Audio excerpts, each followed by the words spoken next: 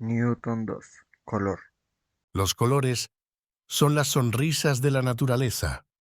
Leigh Hunt.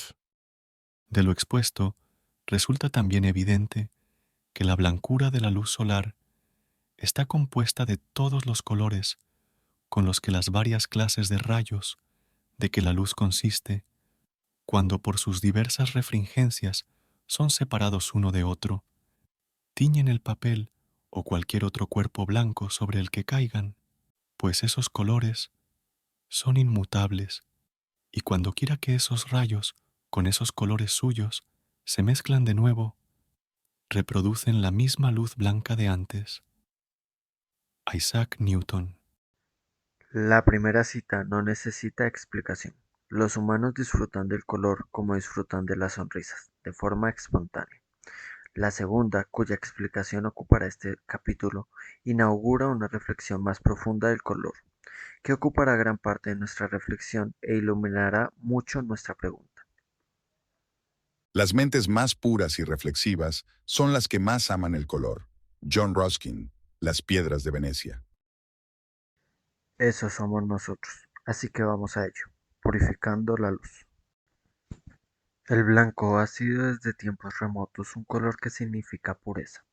En el antiguo Egipto, los sacerdotes y sacerdotisas de Isis vestían siempre de lino blanco, como hacían las momias, listas para la vida eterna. Es el color tradicional en las bodas, uniones de los puros de corazón. En el simbolismo cristiano es el color de cordero, y el del huésped celestial, y el del Cristo triunfante, como se puede ver en la lámina 1. Lámina I. En la iconografía cristiana occidental, el blanco es un símbolo poderoso tanto de pureza como de poder.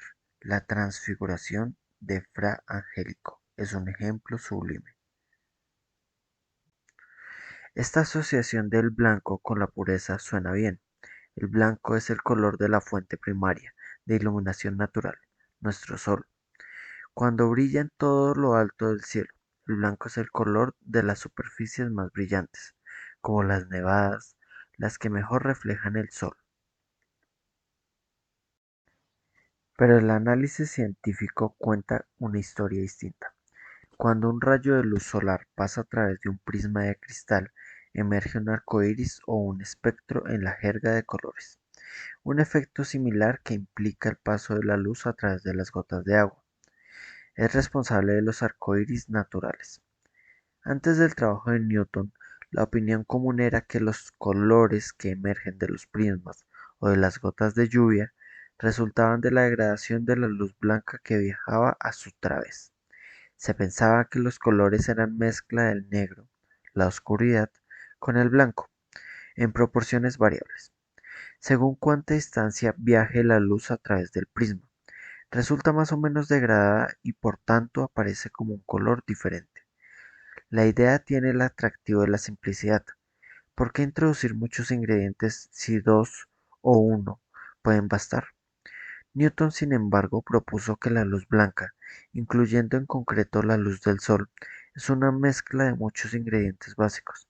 Según esta idea, el prisma no degrada la luz blanca, sino que separa la luz solar en ingredientes más básicos, unos ingredientes que ya estaban presentes al principio.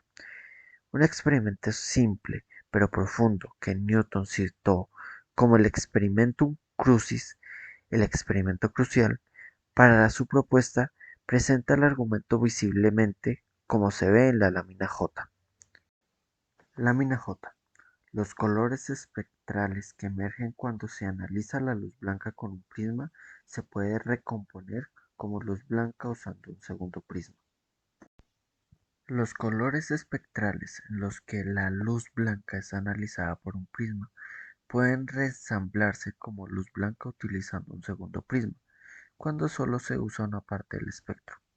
La luz combinada no es blanca, sino una mezcla de los colores que se han recuperado originalmente, cuando la luz solar natural se utiliza como fuente original y el extremo azul del espectro se deja fuera, el verde domina como color percibido. Cuando solo se deja pasar una estrecha banda de colores, el rojo, en este ejemplo, solo emerge luz de ese color. El fondo de la cuestión es que, con un segundo prisma, podemos revertir la separación y regresar a la luz blanca, una luz indistinguible en sus propiedades de la luz solar con la que empezamos. Como indica nuestra imagen, podemos también decidir combinar solo una parte del espectro y entonces emergen rayos de colores intermediarios, en vez de blancos. En resumen, el prisma lleva a cabo un análisis de la luz blanca entrante. Es fácil interpretar este experimento si asumimos que la luz solar consiste en fotones. Aunque el término no empezó a usarse hasta siglos después, para evitar la confusión me referiré a los átomos de luz como fotones. Los fotones podrían venir en distintas clases, con distintas formas, digamos, o con masas diferentes, que resultan afectadas de modos distintos por el cristal del prisma. Entonces el prisma, al torcer mucho o poco las trayectorias de los diferentes tipos de átomos de luz, los separaría y efectivamente los clasificaría. Actuaría como una máquina expendedora moderna que separa los diferentes tipos de monedas. Las diferentes clases de fotones afectarían también a nuestros ojos de maneras diferentes, produciendo la sensación de diferentes colores. Newton no se comprometió con eso ni con ningún modelo concreto. Eso habría sido una hipótesis, pero se quedó con esas ideas en mente, como guías para profundizar en la investigación experimental. ¿Hasta dónde se puede llevar la idea de clasificar la luz? Podemos bloquear todo el espectro salvo una pequeña porción para obtener rayos de color puro del espectro. Los componentes de esos rayos filtrados, sean lo que sean, se tuercen en la misma medida cuando pasan por el prisma. ¿Ha clasificado ese proceso la luz en partes idénticas y fundamentales?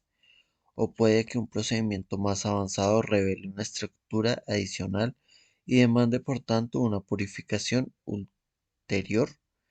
Newton sometió a sus rayos purificados, los rayos de colores espectrales, a una amplia variedad de vejaciones. Los reflejó en diversas superficies y los hizo pasar por lentes y prismas de muchos diferentes materiales transparentes o parcialmente transparentes, no solo de vidrio común. Halló que sus procesos respetan la clasificación espectral realizada por el prisma. El amarillo espectral, cuando se refleja, sigue siendo amarillo. El azul espectral sigue siendo azul, y así sucesivamente.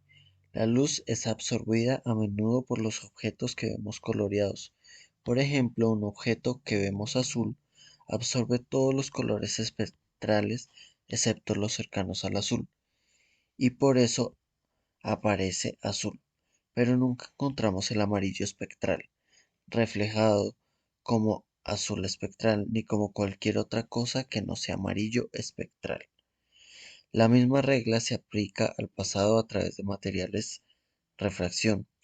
Los colores espectrales mantienen su integridad. Los diferentes colores resultan torcidos en distintas medidas. Por supuesto, así es como el prisma los separó en primer lugar, pero un material refractará los rayos de un color espectral dado en una manera concreta. Mediante experimentos como estos, Newton estableció que los rayos de luz derivados de los colores espectrales son sustancias puras, con propiedades fijas y reproducibles. El blanco no aparece en el espectro. Los rayos de luz blanca siempre pueden analizarse en colores espectrales componentes y siempre revelan ser una mezcla. De forma irónica y a pesar de su simbolismo, cuando se le considera simplemente como luz, el blanco nunca es puro. Aquí, para ser exacto, debo mencionar una complicación interesante. No es del todo cierto que los colores espectrales no se puedan analizar más a fondo. Es posible una separación dicotómica más allá, en dos diferentes polarizaciones. Resultará natural tratar esta complicación más adelante, en conexión con el trabajo de Maxwell. Aunque es posible, no es del todo fácil separar la luz de un solo color espectral en sus dos componentes polarizados, y por tanto podemos ignorar esta distinción para muchos propósitos. Se da una situación similar con los elementos químicos de las sustancias, que pueden ser mezclas de isótopos que son difíciles pero no imposibles de separar. Aunque nunca he oído describirlo de esta forma, creo que es adecuado considerar lo que Newton estaba haciendo aquí y en toda la óptica, como la determinación de la química de la luz. El análisis o la purificación es el primer paso de la química. La química de la luz. Una vez purificada la luz, estamos preparados para estudiar su química en mayor profundidad.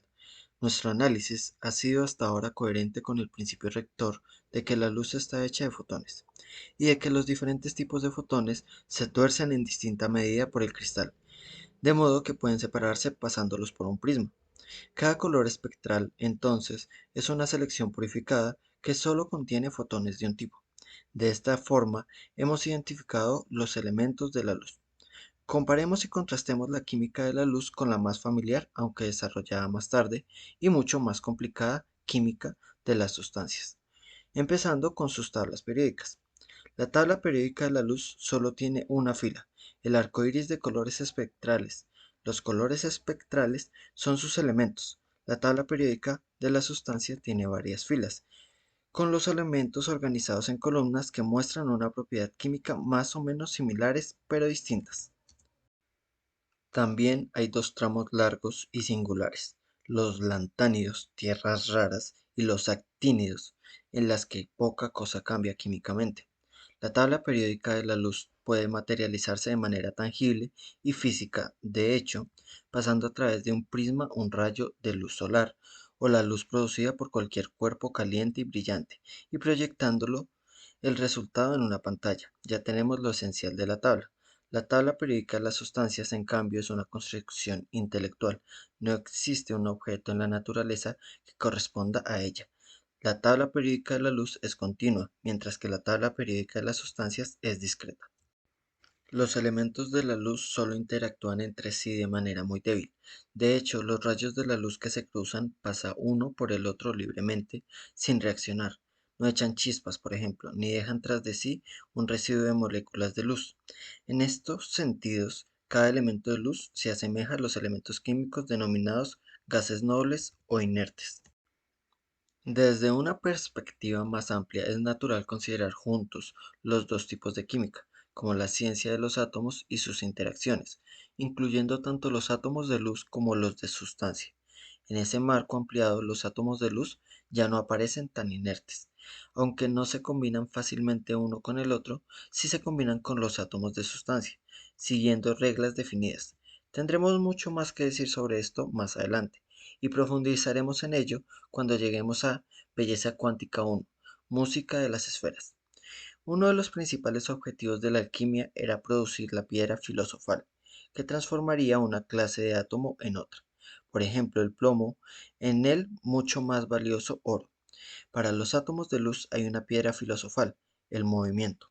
Si nos movemos hacia un rayo de luz espectralmente pura, se nos aparecerá como luz espectral de un color diferente. Los colores se desplazan en la dirección del rojo al azul, y decimos que están desplazados al azul. La magnitud del desplazamiento es proporcional a la velocidad del movimiento relativo, y es muy pequeña a menos que esa velocidad sea cercana a la velocidad de la luz. Los desplazamientos son mucho más pequeños de lo que podía observar Newton. Para la mayoría de los casos prácticos podemos ignorarlos, pero el desplazamiento al rojo de las galaxias distantes, en concreto, el cambio que provoca ese desplazamiento al rojo en la posición de las líneas oscuras y claras del espectro, codifica cuán deprisa se están alejando de nosotros esas galaxias y nos permite cartografiar la expansión del universo. La idea de que la luz está hecha de partículas o, como las hemos estado llamando, fotones, ha tenido una historia enreversada. Como hemos visto, Newton se sentía atraído por la idea, pero no llegó a casarse con ella. Flirteó, sí, pero no se comprometió con ella de forma exclusiva.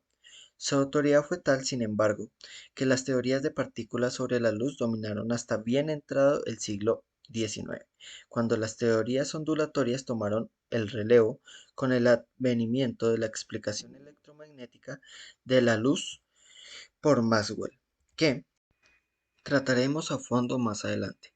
El triunfo de la teoría ondulatoria parecía consumado, pero en el siglo XX, con la llegada de la mecánica cuántica, la teoría de partículas hizo una reentrada, con los átomos de luz bautizados oficialmente como fotones. Ahora comprendemos que partículas y ondas ofrecen perspectivas complementarias de la realidad de la luz. La práctica de Newton de mantener muchas alternativas en juego, renunciando a proponer una hipótesis en exclusiva, anticipa la complementariedad moderna, sacando provecho del análisis. Newton extrajo un uso práctico de su entendimiento fundamental del color para mejorar los telescopios. Antes de su trabajo, los telescopios utilizaban dos lentes, normalmente en los extremos de un tubo largo, para recoger la luz de los objetos distantes y después enfocar su imagen en forma magnificada. Debido a que los diferentes colores de luz siguen diferentes trayectorias a través de una lente, no todos los colores se pueden enfocar con precisión al mismo tiempo, y se obtiene una imagen borrosa. Este es el problema de la aberración cromática. Newton propuso que se podía usar un espejo reflectante cóncavo para recoger la luz en vez de una lente, y diseñó unos telescopios basados en esa idea. Sus telescopios reflectantes redujeron la aberración cromática y además son más simples de fabricar. Virtualmente todos los telescopios modernos son telescopios reflectantes. El análisis de la luz ha sido una fuente profundamente fructífera de descubrimientos científicos. Entre muchos posibles ejemplos, describiré aquí uno que es más fácil de explicar, enormemente importante y dotado de un toque de poesía. Encontraremos otros más adelante. La impresión general que uno obtiene cuando mira al espectro producido por la luz solar es una gradación continua de intensidad, pero si uno usa un cristal de muy alta calidad en el prisma y separa la luz con más precisión, descubre una abundancia de detalles finos. Joseph von Frauer, pionero de este campo a principios del siglo XIX, descubrió nada menos que 574 líneas oscuras dentro de ese aparente continuo. La razón de estas líneas no se comprendió hasta la década de 1850, cuando Robert Bunsen y Gustav Kirchhoff mostraron cómo unas líneas similares se podían producir en la Tierra cuando se pone un volumen de gas frío frente a una fuente caliente de luz. El gas absorberá parte de la luz. El gas es por lo general bastante selectivo en su absorción y retira solo unos componentes de la luz en bandas espectrales estrechas. Cuando se analiza la luz, los colores que se han absorbido están ausentes, dejando unas líneas oscuras en el espectro. Diferentes tipos de gas, por ejemplo, gases basados en distintos elementos químicos, absorben diferentes colores espectrales. Así, si tienes un gas de composición desconocida, puedes deducir de qué está hecho viendo qué luz absorbe. En el lenguaje de nuestra química generalizada, el mensaje de las líneas oscuras de Fraunhofer, interpretado por Bunsen y Kirchhoff, es que un átomo de sustancia dado se combina, es decir, absorbe, con solo algunos elementos específicos de luz, es decir, colores espectrales, mientras que ignora a los demás. También se da el efecto inverso, que un gas calentado emite luz de ciertos colores preferentes, creando líneas brillantes del espectro. En conjunto, esas líneas oscuras y brillantes son como huellas digitales que identifican las sustancias responsables.